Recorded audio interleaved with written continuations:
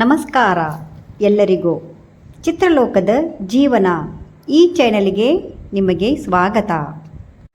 ನಾನು ನಮ್ಮ ಕನ್ನಡ ಸಿನಿಮಾದ ಹೀರೋ, ಹೀರೋಯಿನ್, ಹಳೆಯ ನಟ ನಟಿಯರ ಬಗ್ಗೆ, ಅವರ ಅಭಿನಯದ ಬಗ್ಗೆ ಮತ್ತು ಅವರ ಜೀವನದ ಬಗ್ಗೆ ಹೇಳುತ್ತೇನೆ.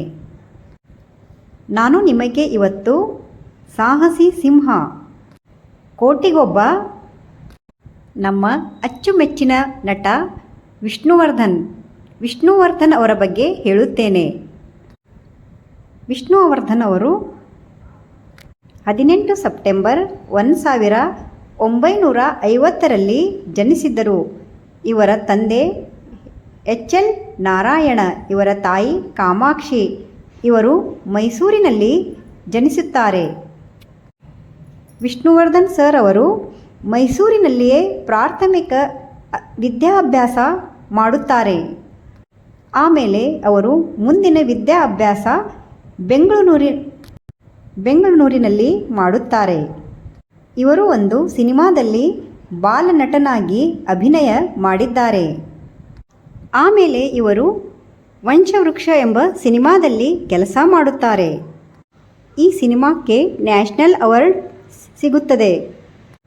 ವಿಷ್ಣುವರ್ಧನ್ ಅವರ ಮೊದಲನೇ ಹೆಸರು ಸಂಪತ್ ಕುಮಾರ್. ಇವರು ಪುಟ್ಟಣ್ಣ ಕಣಗಾಲ್ ಅವರ ಒಂದು ಸಿನಿಮಾದಿಂದ ರಾತೋರಾತ್ ಸ್ಟಾರ್ ಆಗುತ್ತಾರೆ. ಆ ಸಿನಿಮಾ ಯಾವುದೆಂದರೆ 1972ರಲ್ಲಿ ಬಂದ ನಾಗರಹಾವು. ಈ ಸಿನಿಮಾದಿಂದ ವಿಷ್ಣುವರ್ಧನ್ ಅವರು ಸ್ಟಾರ್ ಆಗುತ್ತಾರೆ. ವಿಷ್ಣುವರ್ಧನ್ ಅವರಿಗೆ ವಿಷ್ಣುವರ್ಧನ್ ಎಂದು ಹೆಸರು ಕೊಟ್ಟವರು ಪುಟ್ಟಣ್ಣ ಕಣಗಾಲ್. ನಾಗರಹಾವು ಸಿನಿಮಾ ವಿಷ್ಣುವರ್ಧನ್ ಅವರ ಮೊದಲನೆಯ ಹಿಟ್ ಸಿನಿಮಾ ಆಗಿತ್ತು.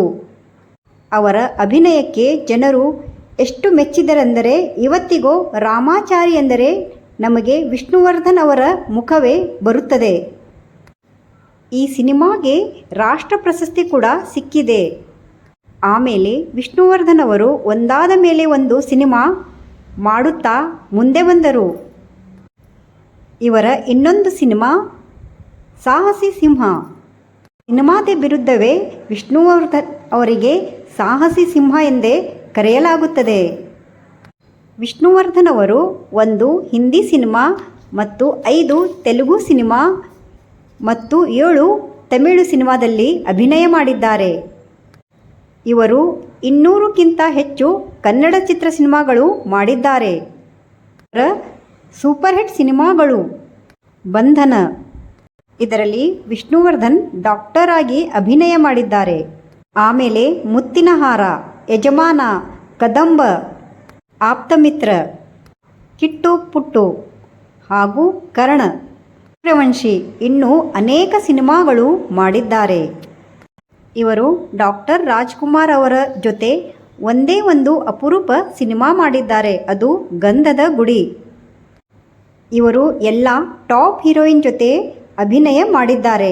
ಅವರಲ್ಲಿ ಮಂಜುಳಾ, ಆರತಿ, ಪದ್ಮಪ್ರಿಯ, ಭವ್ಯ, ಜಯಮಾಲಾ, ಮಾಧವಿ, ಸುಹಾಸಿನಿ, ಭಾನುಪ್ರಿಯ ಇನ್ನು ಮುಂತಾದ ಟಾಪ್ ಹೀರೋಯಿನ್ಗಳ ಜೊತೆ ಅಭಿನಯ ಮಾಡಿದ್ದಾರೆ.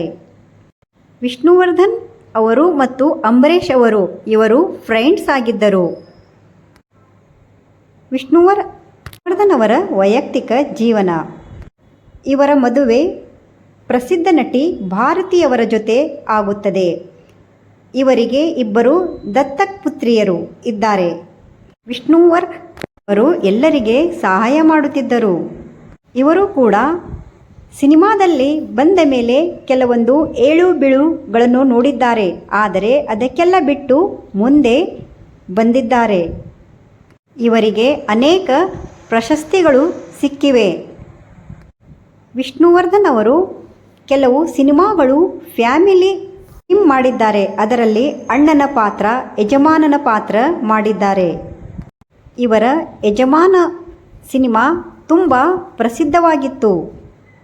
ಇವರ ಅಭಿನಯವನ್ನು ಮೆಚ್ಚಿ ಇವರಿಗೆ ಅಭಿನವ ಭಾರ್ಗವ ಎಂದು ಬಿರುದು ಬಂದಿತ್ತು.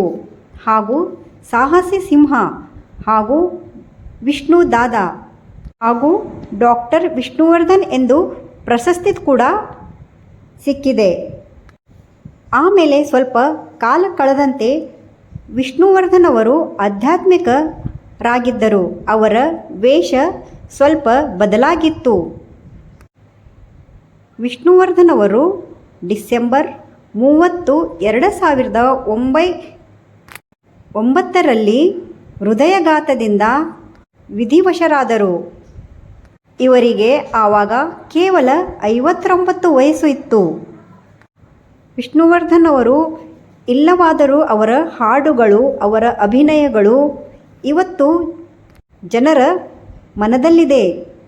ವಿಷ್ಣುವರ್ಧನ್ ಅವರು ಅಪ್ಪಟ ಕನ್ನಡ ಅಭಿಮಾನಿ. ಇವರಿಗೆ ಕನ್ನಡ ಭಾಷೆ, ಕನ್ನಡ ಜನ ಎಂದರೆ ಪ್ರೀತಿ, ವಾತ್ಸಲ್ಯ. ಇಡೀ ಕರ್ನಾಟಕವೇ ಅವರ ಅಭಿಮಾನಿಯಾಗಿತ್ತು. ಇವರಿಗೆ ಮೈಸೂರ ರತ್ನ, ಕರ್ನಾಟಕ ಕಿಂಗ್ ಎಂದು ಜನರು ಪ್ರೀತಿಯಿಂದ ಕರೆಯುತ್ತಾರೆ. ಇಂತಹ ನಟರು ಈಗ ಸಿಗುವುದಿಲ್ಲ. ಪಾತ್ರಕ್ಕೆ ತಕ್ಕಂತೆ ಅಭಿನಯ ಮಾಡುವುದು, ಅವರ ರೋಷ ವೇಷದ ಅಭಿನಯ ಜನರಿಗೆ ತುಂಬ ಇಷ್ಟವಾಗುತ್ತಿತ್ತು. ಇದು ನಮ್ಮ ಕನ್ನಡ ಸಿನಿಮಾದ ಅಚ್ಚುಮೆಚ್ಚಿನ ನಟ ಡಾಕ್ಟರ್ ವಿಷ್ಣುವರ್ಧನ್ ಅವರ ಅಭಿನಯ ಮತ್ತು ಜೀವನದ ಕಥೆ. ಧನ್ಯವಾದ. ನಿಮಗೆ ನಮ್ಮ ವಿಡಿಯೋ ಇಷ್ಟವಾದಲ್ಲಿ ಲೈಕ್, ಶೇರ್, ಸಬ್ಸ್ಕ್ರೈಬ್ ಮಾಡಿ.